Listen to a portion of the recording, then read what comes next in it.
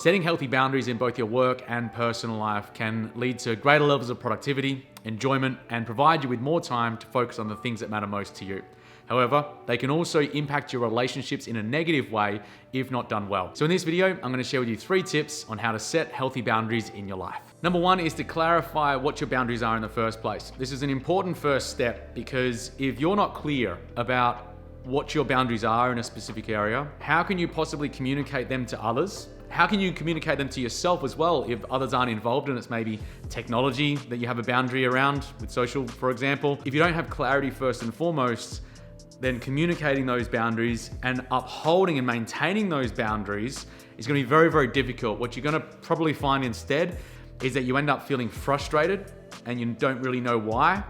You feel resentful, feel taken advantage of, feel disrespected. These are signs that your boundaries are being crossed, but because you don't have clarity about what that boundary is, it simply comes across as a feeling that you're not wanting to experience. Get the clarity first and foremost, then if that feeling comes up, it can be a way of recognizing that a boundary's been crossed, and then you can clearly articulate that to the person or to yourself if you've allowed a boundary to be crossed within your own self. So a few things that can help here, and I would highly recommend grabbing out a piece of paper and pen or typing this up as we go through this. We're going to do this exercise together. In this first step, I want you to write down 3 things. The first one is experiences that have impacted me negatively. You want to look through, and these can be minor experiences that you've had, say a conversation with your partner, an experience that you had with family, with a client, with a colleague, situations where you have felt disrespected, where you felt frustrated, where you felt taken advantage of, where you felt like the other person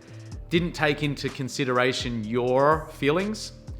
These are examples of when a boundary may have been crossed, but you just weren't aware of it, clear about it, and therefore didn't have a way of communicating it at the time. What you're looking to uncover here by building out a list of the experiences, the situations that have negatively impacted you, is to establish what boundaries have actually been crossed. So now that you've got that list, why did I allow myself to be negatively impacted here? Why did I feel angry? Why did I feel frustrated? Why did I feel disrespected? And there will usually be something underlying there. Oh, it was the way that somebody spoke to me. It was a request that I wasn't comfortable with. By uncovering these, you're now going to have some clarity about what boundaries have actually been crossed in the past, and to be able to now communicate them clearly going forward, which we'll go through in a moment. The second thing to write down here is what's important to me and why. So you want to start to establish, and this will feed into the third part, you want to establish what are the things that are important to me? What's important to me and my own space? What's important to me at work? What's important to me in a relationship? What you're establishing are not only boundaries, but also why these boundaries are here, because that's going to really help if you've been struggling to set healthy boundaries in your life up until now, whether that's personally or professionally. You need a bigger reason to actually set those boundaries. And so understanding why those things are important to you can really build up the case for setting these healthy boundaries rather than just keeping the peace, for example. The third thing to write down is this is what I do want and don't want to experience going forward in each of the areas of my life. This is the final part of this exercise because what you're going to do here is take what you learned about yourself in the first 2 sections. Now that I've got clarity about that, this is what I want to experience and don't want to experience in my life going forward. And you want to look at the different areas of your life, from finances to the technology that you're utilizing, the interactions you're having with friends, family members, co-workers, clients, full spectrum you want to go into here, but especially areas that you feel that you're not setting healthy boundaries with. Now that you've got each of those 3 sections done, write down, these are my boundaries going forward. And what's great about going through that exercise that we just did is that not only do you have clarity about what your boundaries are, you've also got clarity about why you've got those boundaries. Number 2 is to set and maintain your boundaries. So we're going to go through the 2 parts here separately. First up, set and then maintain. Setting up your boundaries first and foremost. This is about the conversations you're going to have with people. It's also having the conversation you're having with yourself, because some boundaries don't involve other people. They involve other things like the amount of time you spend on social media, for example. So having a frank conversation with yourself, a candid conversation with yourself, can actually help you practice a little with the other conversations that you're going to have with other people. So let's use technology as an example here. I'll speak to myself in a third person as an example. Hey, I appreciate and respect you and the work that you do and how technology has enabled us to be able to achieve some extraordinary results, it's quite remarkable. And I want to continue utilizing that to our greatest advantage. When we're utilizing it in a way that is unproductive, for example, doing another task, but you're being distracted by the technology, that is impacting our productivity. It's impacting our presence. It's impacting our focus. It's impacting our ability to get things done. Going forward, if we're using technology, it's got to be for a specific purpose. If there isn't a specific purpose and we're doing something else, I want to be fully invested in that to make sure that that person gets our full attention.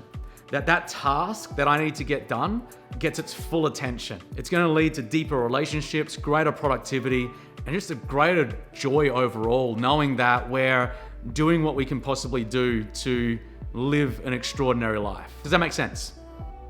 Do you understand? Now, that was a simple example, but there is an underlying structure here for us to unpack that's going to allow you to have the conversations with yourself when setting healthy boundaries with your own self and with other people. Same structure for both sides here. So there's a number of steps. First up is opening up with something you appreciate and respect about them. Second, the good. So what the results have been. Third is where it's not going well. This is why it's not working. Fourth is this is what the boundary is instead. Fifth is this is the result this boundary is going to allow us to experience. And sixth is clarifying. Now, the clarifying question, as is the case with each of these steps, will depend a little on who you're speaking to, whether the boundary's been severely crossed or it's a lighter conversation. So it could be, are we clear? Like that's a more direct one. Or does that make sense? Do you understand? Do you appreciate where I'm coming from? So the steps, the opening, the good, the bad, the boundary, the result, the clarification. Utilize each of those steps when you're setting healthy boundaries with both yourself and others, and it's going to set you up for some really great success when having these candid conversations. Now, while there are a series of steps to take here when it comes to setting healthy boundaries and having these candid conversations in a respectful manner, there are some times where you're just going to skip a bunch of these steps. For example, it's not okay that you just spoke to me in that way. It's disrespectful. Do not do it again.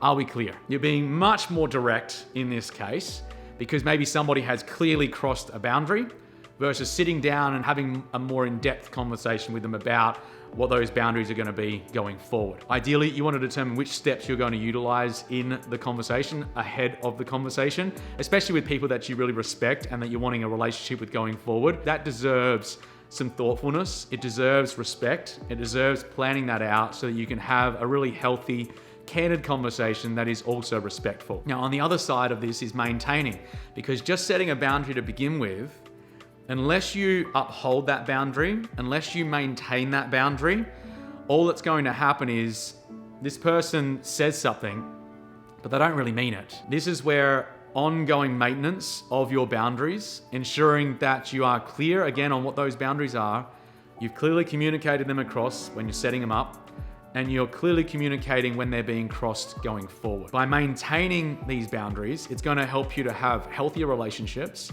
healthy relationship with yourself as well, and allow you to experience more of what you want and less of what you don't. Number 3 is to be okay with relationships falling away. This is a tough one because often when we're wanting to set healthy boundaries with people, it's often with the people that we really care about and we want a relationship with going forward. It could be family members, could be a spouse, could be co-workers, could be clients. The people that we're setting boundaries with that don't really matter as much to us can be a much easier process to go through. But the people we really care about, what if they don't like that? What if they don't want to talk to me anymore? What if the relationship ends? Here's the thing. Your responsibility is to be clear on what you want and don't want to experience. To be clear on what your boundaries are and to have clearly articulated those to other people and to yourself in a respectful way. It's their responsibility as to how they choose to respond to that. Now, there might be a number of reasons why there is a lack of boundaries there in the first place. It could be because you care too much about what the other person thinks. And by the way, if that's the case for you, then there's a whole video I did on this that I'll link to in this video and in the description below. You might not want to offend the other person. There could be addiction to drama. There could be addiction to the technology. Because we're not okay with the relationship falling away, then we allow our boundaries to be crossed because we're not okay with that scenario coming to fruition. When you set and stick to your boundaries, what you're doing is you're raising your standards. And whenever you raise your standards, there tends to be a bit of friction. And what that is it's both within the boundaries that you're setting with your own self and with other people. Can this relationship function and thrive in alignment with who I'm becoming? The relationships that don't make it through that leveling up are often the relationships that were only there because of a dysfunctional pattern of behavior. And now that dysfunctional pattern of behavior is no longer welcome, that relationship now has an opportunity to move into a new realm of possibility, of opportunity, of respect for one another without that old pattern of behavior. Again, it's your responsibility to clearly communicate those boundaries in a healthy, respectful way. You're responsible for your part, they're responsible for theirs. That's why it's so important for you to be okay with relationships falling away, because if you're not, you can clearly define what your boundaries are. You can have those candid conversations with people and you will allow those boundaries to be crossed again because you want to hold on to something more than holding the boundary that you've deemed to be important. When you become okay with the relationships falling away, it puts you in a really great position to allow the relationships that were only there because of a dysfunctional pattern of behavior to naturally fall away, and allows those other relationships to form into something extraordinary where it is aligned to who you are and also to who you're becoming. What tips do you have on how to set healthy boundaries? Post them in the comments below and I'll see you in the next video.